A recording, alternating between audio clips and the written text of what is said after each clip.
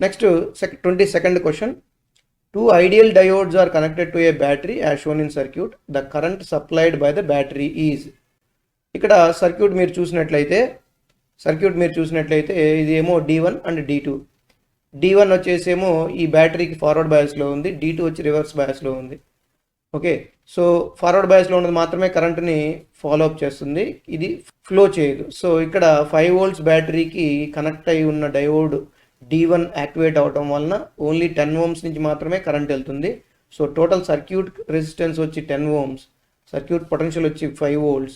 So అంటే ఆ resistor గుండా the current supplied by the battery, ఆ రెసిస్టర్ గుండా వెళ్ళే current I is equal to V/R, అంటే V అంటే 5/10. So that is 0.5 amperes. So answer is D. So next వచ్చేసి 23rd క్వశ్చన్ ఏంటంటే in CE transistor amplifier the audio signal voltage across the collector resistance of 2 kilo ohm is 2 volts. If the base resistance is 1 kilo ohm and the current amplification factor of the transistor is 100, the input signal voltage is. So ఇది already మనం ఈ type of problems ఇంతకుముందు చేసాము. Question చూస్తే CE transistor amplifier the audio signal voltage across the collector resistance of 2 kilo ohm is 2 volts. So RC collector resistors ఇచ్చారు 2 kilo ohms. అలాగే V output collector దగ్గర తీసుకునేది V అవుట్పుట్ కాబట్టి అది 2 volts. అలాగే బేస్ దగ్గర సిగ్నల్ దగ్గర ఇచ్చే RB దగ్గర ఇచ్చే resistance 1 kilo ohm. So Vin మనకు తెలియదు, but beta is equal to 100. So మనకి voltage gain AV is equal to V0/VI which is equal to ICRC divided by IBRB. But IC/IB అనేది beta. So V0/VI is equal to beta into RC/RB. మనకు కనుక్కోవాల్సింది VI is equal to V0 into RB/RC into 1/బీటా. So VI is equal to V0 అనేది 2 volts into RB వచ్చేసి 1 kilo ohm by RC 2 kilo ohm into 1/బీటా అంటే 1/100. So 2 2s are cancel. So 1/100 అంటే 10 millivolts, అంటే VI వచ్చేసి 10 millivolts. So answer is D. So next 24th, carbon and silicon both have same lattice structure having 4 bonding electrons in each. However, C is insulator whereas silicon is intrinsic semiconductor. This is because. So carbon సిలికాన్కి valence బ్యాండ్లో valence electron structure ఎలా ఉంటుందంటే 4 electrons ఫ్రీగా ఉంటాయి. But కార్బన్కి ఎందుకు ఇన్సులేటర్లా behave చేస్తుంది, silicon ఎందుకు సెమీకండక్టర్లా behave చేస్తుందో ఇక్కడ చెప్పాలి. సో ఆప్షన్స్ ఏంటంటే in case of C the valence band is not completely filled at absolute zero temperature. At absolute zero temperature దగ్గర వ్యాలెన్స్ బ్యాండ్ కంప్లీట్లీ ఫిల్డ్ కాదట. సో ఇది రాంగ్. తర్వాత in case of C the conduction band is partially filled అంట, ఇది wrong. C the 4 bonding electrons in the case of C lie in the second orbit, whereas in the case of silicon they lie in the third orbit. So C right. The 4 bonding electrons in the case of C lie in the third orbit, whereas for silicon they lie in fourth orbit. ఇది wrong. ఇది first C మాత్రమే correct, option C మాత్రమే correct. ఎందుకంటే second orbit అంటే 1s2 2s2 2p6 configuration fulfil చేయాలి అంటే, కానీ carbon 6a ఉండటం వలన తన సెకండ్ ఆర్బిట్ ఫుల్ఫిల్ అవ్వదన్నమాట. సో ఇక్కడ the 4 bonding electrons in the case of C lie in the second orbit. Second ఆర్బిట్లో ఉండి అవి పేరప్ అయి ఉంటాయి పక్కన కార్బన్తో, అవి మళ్ళీ కోవలెంట్ బాండ్ని ఫ్రేమ్ చేసుకుని ఉండటం వల్ల ఇది ఇన్సులేటర్గా బిహేవ్ చేస్తుంది at absolute zero also. Whereas in case of silicon they లై in the third orbit. Third orbit ఉండటం వల్ల తనకి ఇంకా ఎలక్ట్రాన్స్ అంటే లిటిల్ బిట్ ఎగ్జైటేషన్ ఎనర్జీ ఇవ్వటం వలన ఫ్రీ ఎలక్ట్రాన్స్ అంటే నీకు కండక్షన్ బ్యాండ్లోకి ఎలక్ట్రాన్స్ వెళ్ళడానికి అవకాశం ఉంది కాబట్టి సో సిలికాన్ అనేది సెమీ కండక్టర్ అయ్యిందనమాట. రైట్. 25th చూద్దాము. Transfer characteristics output voltage V0 plus input voltage VI for a base bias transistor in CE configuration is as showed in figure. For using transistor as a switch it is used. జనరల్గా CE transistor amplifier ఎప్పుడు కూడా ఒక సిగ్నల్ని amplify చేయడానికి ఉపయోగిస్తారు. కానీ CB transistor ఎప్పుడూ కూడా switching case కోసం వాడతారనమాట. అంటే ఒక సిగ్నల్ ఇచ్చినప్పుడు ఒక అవుట్పుట్ ఇలా రావాలి, లేదంటే అవుట్పుట్ ఉండకూడదు, ఇలా స్విచ్చింగ్ పర్పస్ వాడతారు. అలా స్విచ్చింగ్ పర్పస్ కోసం వాడాలి అంటే ఇది ఎలా ఉండాలంటే హై దగ్గర లో వాల్యూస్, లో దగ్గర హై వాల్యూస్ ఉండాలి. అంటే కరెంట్ హై ఇచ్చినప్పుడు వోల్టేజ్ లెస్ ఉన్నప్పుడు కరెంట్ హై వాల్యూస్ ఇవ్వగలిగే ట్రాన్సిస్టర్ని మనం తీసుకోవాలి. అలా గ్రాఫికల్ క్యారెక్టరిస్టిక్ ఉన్న ట్రాన్సిస్టర్ రావాలి అంటే చూడండి, ఇక్కడ ఫస్ట్ రీజియన్లో మీకు వోల్టేజ్ హై ఉంటే ఇన్పుట్ వోల్టేజ్ లెస్ ఉంది, అవుట్పుట్ వోల్టేజ్ హై ఉంటే ఇన్పుట్ వోల్టేజ్ లెస్ ఉంది.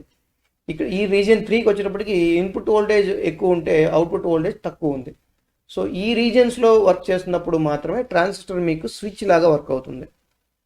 సెకండ్ రీజియన్లో ఉన్నప్పుడు మీకు అవి గ్రేడియేషన్ ఉంది కాబట్టి మీకు స్విచ్ లాగా వర్క్ అవ్వడానికి అవకాశం లేదు. So the answer is B. Both in region 1 and 3 will give a characteristic like to work as a switch for the transistor. ఇక 26th క్వశ్చన్ వచ్చేసి the figure shows a logic circuit with 2 inputs A and B and the output C. The voltage wave form across A, B, C are as given. The logic circuit gate is అన్నాడు. So ఇక్కడ జాగ్రత్తగా చూడండి, మనకి instead of 1 zeros instead of gates ఇక్కడ wave ఫార్మ్స్తో ఇవ్వడం జరిగింది. అంటే ఈ గేట్స్ మీద ప్రాబ్లం, ఇది థర్డ్ టైప్ అనమాట. ఫస్ట్లో మనం 1 zeros ట్రూత్ టేబుల్ ఇచ్చి చెప్పడం ఒక పద్ధతి, గేట్స్ డిజైన్ ఇచ్చి చెప్పడం ఒక పద్ధతి, నెగేషన్స్ ఇచ్చి చెప్పడం ఒక పద్ధతి. నెగేషన్ అంటే A bar dot B bar లేదా A bar B A bar plus B bar, ఇలా నెగేషన్ ఫార్ములా ఇచ్చి చెప్పడం ఒక పద్ధతి. ఇలా వేవ్ ఫార్మాట్స్ ఇవ్వడం ఇంకొక పద్ధతి అనమాట. సో ఇక్కడ చూస్తే వేవ్ ఇక్కడ హై ఉంది అంటే 1, బీలో లో ఉంది అంటే 0. 1 0 ఉన్నప్పుడు ఇక్కడ అవుట్పుట్ వచ్చేసి 1 వస్తుంది. 1 1 ఉన్నప్పుడు 1, 0 1 ఉన్నప్పుడు 1, బట్ 0 0 ఉన్నప్పుడు మటుకు 0 ఉంటుంది. ఇది ఏ తరహా tabular form like truth table. 2 0లు ఉన్నప్పుడు మాత్రమే 0 ఉండి, ఏదో ఒకటి 1 ఉన్నా, 2 1 ఉన్నా కూడా 1 ఇవ్వగలిగే ట్రూత్ టేబుల్ ఉన్న గేట్ ఏది అంటే అది ఆర్ గేట్ మాత్రమే. So answer is a. 26 వచ్చేసి ఏ అనమాట. నెక్స్ట్ 27th వచ్చేసి the input resistance of a silicon transistor is 100 ohm. Base current is changed by 40 microamperes which results in a change in collector current by 2 milliamperes. This transistor is used as a common emitter amplifier with a load resistance of 4 kilo ohm. The voltage gain of the amplifier is. ఇక్కడ మీరు చూసినట్లయితే input resistance అంటే base దగ్గర ఇచ్చిన input resistance వచ్చేసి 100 ohms. అలాగే change in base current అంటే delta IB is equal to 40 microamperes. అలాగే change in collector current delta IC is equal to 2 milliamperes. That is equal to 2 × 10⁻³ amperes. ఇక్కడ 40 microamperesని 40 × 10⁻6 amperes. తర్వాత load resistance అంటే RC అని తీసుకోవచ్చు. Load resistance RC is equal to 4 kilo ohm లేదా 4 × 10⁻³ ohms. Voltage gain కనుక్కోవాలి అంటే ముందు మనకి బీటా తెలిసి ఉండాలి. బీటా అంటే కరెంట్ గెయిన్ అంటే delta IC by delta IB. So మన థియరీ చదువుకున్నప్పుడు మీరు జనరల్ కరెంట్స్ వేసుకోవచ్చు, చేంజ్ ఇన్ కరెంట్స్ కూడా ఇక్కడ ఇలాగే వేసుకోవచ్చు. So that is equal to 2 × 10⁻³ divided by 40 × 10⁻6. So 2 1s 2 20s లేదా ఇది 1000 డివైడెడ్ బై 20 క్యాన్సిల్ అవుతుంది. సో 50 అనేది బీటా వాల్యూ. మనం ఇప్పుడు వోల్టేజ్ గెయిన్ కనుక్కోవాలి అంటే ఏవి is equal to beta into RC by RI లేదా RB. That is equal to beta 50 into RC వచ్చేసి 4 kilo ohm అంటే 4 × 10⁻³ డివైడెడ్ బై RI వచ్చేసి 100. So 50 1s 50 2s 2 1s 2 2s. So that is 2000 అనేది voltage gain అనమాట. So the answer is a. So next question 28th question. To get an output y is equal to 1 in the given circuit which of the following input will be correct. Same ఇలాంటి problem మనం ఇందాక చేసాము. Same మళ్ళీ వచ్చింది mains 2012 and 2010లో రెండిట్లోనే అడిగారు. ఇక్కడ and gate ఉంది కాబట్టి అండ్ గేట్లో అవుట్పుట్ 1 రావాలంటే కంపల్సరీ రెండు ఇన్పుట్స్ 1 అయి ఉండాలి. అంటే ఈ ఇన్పుట్ రెండు 1 అయి ఉండాలి. సో ఇక్కడ సి అనేది ఇన్పుట్ కంపల్సరీ 1 అయి ఉండాలి కాబట్టి ఇక్కడ సి ఇన్పుట్స్ 1 ఉన్న ఆప్షన్ ఏది? B. So the option is B. Next, 29th. A transistor is operated in a common emitter configuration at Vc is equal to 2 volts. అంటే collector voltage 2 volts such that the change in the base current from 100 microamperes to 300 microamperes produces a change in the collector current from 10 milliamperes to 20 milliamperes. The current gain is. So ఈ కేసులో మనకి ఇచ్చిన question ఏంటంటే transistor common emitter transistor. So Vc అంటే output current V0, output voltage that is V0 is equal to 2 volts such that the change in the base current ante delta IB is equal to 100 microamperes to 300 microamperes ante 200 microamperes. అలాగే change in అది ఏం create చేస్తుంది? Change in collector current IC is equal to 10 milliamperes to 20 milliamperes అంటే 10 milliamperes, difference 10 milliamperes. So మనల్ని అడుగుతుంది ఏంటి అంటే produces a change in the collector current 10 milliamperes 20 milliamperes. The current gain ఏంటి? బీటా అడుగుతున్నారు. So beta is equal to delta IC by delta IB that is equal to 10 into 10 to the power of minus 3 by 200 into 10 to the power of minus 6. So 1010 cancel అవుతుంది. ఇది 1000 by 20, 10 cancel అవుతుంది, 2 ones 2 50s. So 50 అనమాట answer. Right. So next question 30th question వచ్చేప్పటికి in forward biasing the PN junction does what అని. So ఇక్కడ ఏంటంటే the positive terminal of the battery is connected to P side and the depletion region becomes thick. Positive terminal of the battery connected to P side, ఇది కరెక్టే.